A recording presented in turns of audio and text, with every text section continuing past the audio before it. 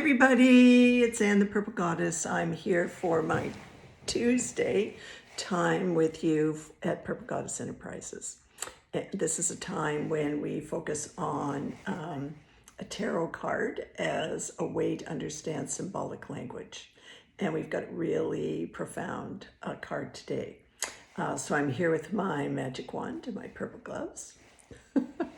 Sparkly top because, oh my gosh, where I'm living, they're already playing Christmas carols in the stores. When the stores were open, we're now in lockdown again. But anyway, hi again. And we've got a very interesting card. And before I show you the card, I want to say that this is the kind of card that when I pull it, and I have a practice every morning of writing in my journal, pulling a card. I actually draw the image of the card. I think about it and try and integrate the teaching of it for me for the day. And whenever I pull this card, it's tough. And sometimes I don't want to face it. But there's no bad card in the tarot. They're just an invitation to do some work. So I used to, before the pandemic, along with other tarot readers, be invited to a bookstore called Happy Soul in Toronto to offer free readings to people that couldn't afford it. And there would always be like a lineup around the block at Happy Soul, people waiting for their free reading. They'd get 3 cards and they'd have 15 minutes with somebody that's a certified tarot reader. So it was always just a beautiful day of talking with people about images and what's going on with their life. But whenever people pulled this card right away, you ready? I'm going to show it to you now. Take a deep breath. They immediately say, I know exactly what that card means. Sometimes they even burst into tears because this card is, they've been stabbed in the heart. And they'll say right away, oh my gosh, my boyfriend just left me, or my girlfriend just left me, or I've had a death in my family, or there's a stab of the heart. And these are swords and they're piercing the heart, right? This is one of the saddest cards you can pull, but when you pull it, you know exactly what it means. And we all can relate to this card because we've had many moments in our life where we have been stabbed in the heart more than once. And this occurs when there's a love betrayal, when somebody dies that's very close to us, when we had our heart set on something working out, it doesn't work out, all kinds of different environments and situations that would allow us to feel this. So what's the invitation of this card? The invitation of this card is to heal. And I'm, my older brother is right now writing his memoir, and he has invited my younger brother and I to talk with him every week about our growing up time. And because he's, putting some pieces together in his life. And it's just been a beautiful time. The 3 of us every week, we have 1 hour and we talk about all kinds of different things related to our family.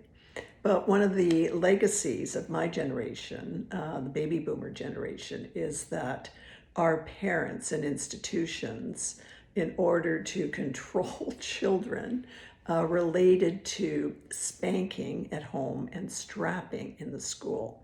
When you think of it now, if you're part of the younger generation, you might, find this kind of shocking that parents would physically harm their children with violence by spanking them, and that the schools would humiliate and shame children who were acting up by strapping them on their hands.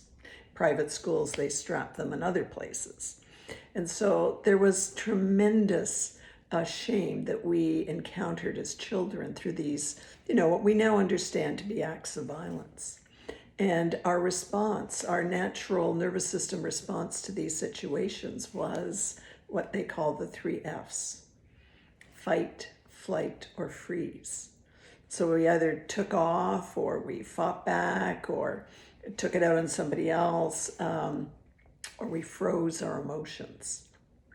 So the fight, flight, and freeze response can sometimes stay as a pattern in our life and keep us unstuck, where we continue to have these swords in our hearts. And so how can we remove them and bring in new patterns? And so what I say to people is, first and foremost, if you've got serious wounding, therapy and counseling can be wonderful. And people say, well, I went to counseling, I tried it, but it didn't work. I'll say, well, you've got to find the right fit for you. You've got to have somebody that just you can gel with, and that they also have training in the area that you need help with. You don't want to end up with somebody that's got no training or experience in addictions if you're dealing with an addiction issue, for example. So finding the right person and the right therapy can sometimes take time, but it's always worthwhile because they take us back in a safe way to those wounds that we are still holding on to from the age of 3, 4, 5, whatever. This card suggests something about 3, around the age of 3. And sometimes couples say to me, oh, Anne, like we're in therapy. And I'm like, congratulations. This is great if a couple early on can get into marital counseling where they get some new skills to unpack, their own wounds. Because sometimes our own wounds spill over into relationships. And until we can figure that out and our partner understands and we can understand each other, there can be a lot of healing, and relationships can be rebuilt through marital counseling. So good for you if you're doing that. What are some other ways that we can do some healing? Well, if you'll notice on this card, there's a lot of rain, right? And rain is water. And so to deal with deep sorrow and wounds, we need to experience water. And how do we do that? We do that by crying. When my husband was dying in Vancouver, every morning I'd be in the shower getting ready to go to visit him in the hospital. And I would cry while I was having a shower. And when I came back home, I'd have a bath and I'd cry some more.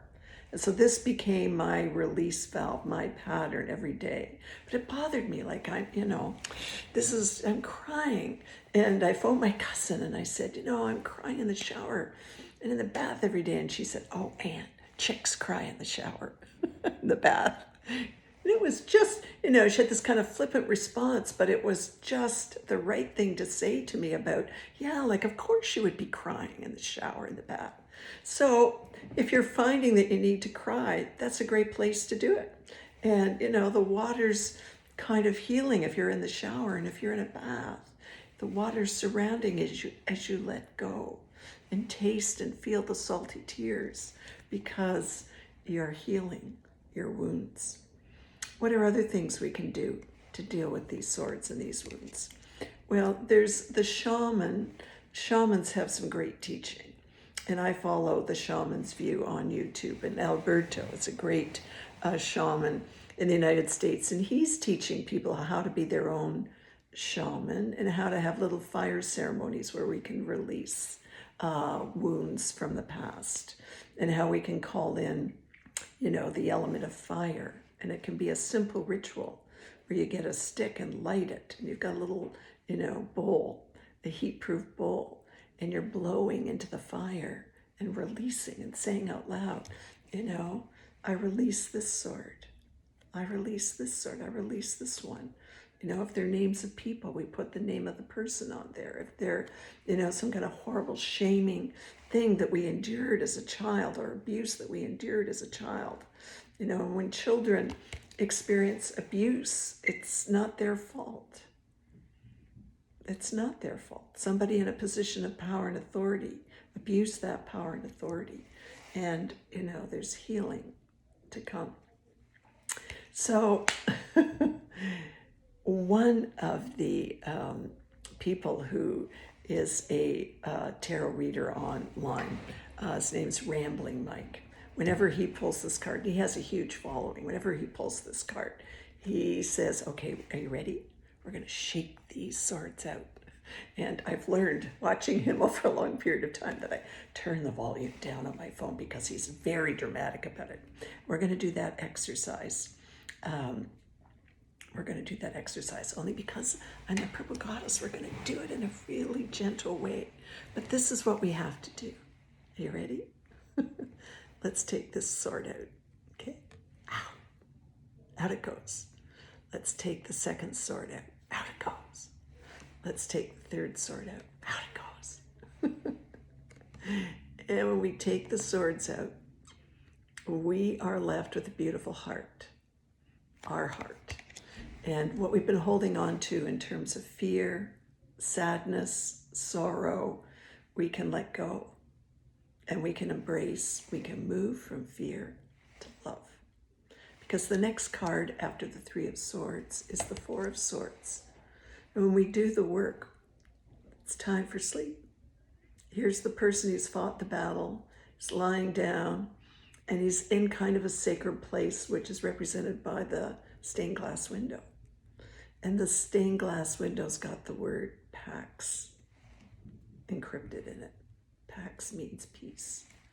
So when we do the work and release our wounds, we can be at peace. Because, remember the teaching of last week, this is where we want to go. We want to live life without fear, without fight, flight, freeze. We want to strip down, get in the water, do the work we need to do to rebuild our life, and to be the star that we're meant to be. We're all meant to be stars. We are stardust. We are golden. And it's time to get back to our garden. Thank you, Joni Mitchell, for that. It's been great to spend this time with you till we meet again.